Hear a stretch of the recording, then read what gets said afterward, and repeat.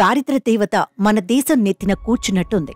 ఆ మాటకొస్తే ఈ భూమిపై మహా ఖరీదైన గ్యాస్ను వాడుతున్నాం పేదవాళ్లం మనమే.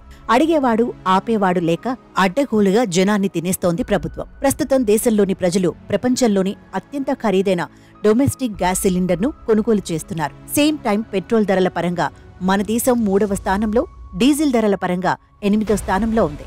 భారతదేశంలో కిలో ఎల్పీజీ ధర అత్యధికం. కొనుగోలు శక్తి పరంగా ఎల్పీజీ ధర కిలోకు $3.5. ఇలాంటి పరిస్థితుల్లో ప్రజలు రోజువారీ ఆదాయంలో 15.6% దీనికే వెచ్చిస్తున్నారు.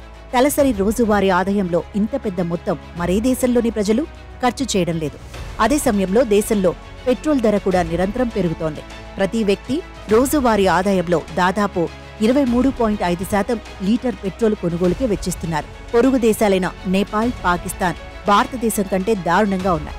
నేపాల్లోని వారు రోజువారీ సంపాదనలో 38.2% పెట్రోల్పై ఖర్చు అవుతుండగా, పాకిస్తాన్లో 23.8% పెట్రోల్ కొనుగోలు కోసం ఖర్చు చేస్తున్నారు. అభివృద్ధి చెందుతున్న దేశాలలో తలసరి రోజువారీ ఆదాయంతో పోల్చితే పెట్రోల్, డీజిల్, వంట గ్యాస్పై చాలా తక్కువ నిష్పత్తిలో ఖర్చు చేస్తున్నారు. యుఎస్లో రోజువారీ ఆదాయంలో 0.6% పెట్రోల్పై, 0.7% డీజిల్పై ఖర్చు చేస్తున్నారు.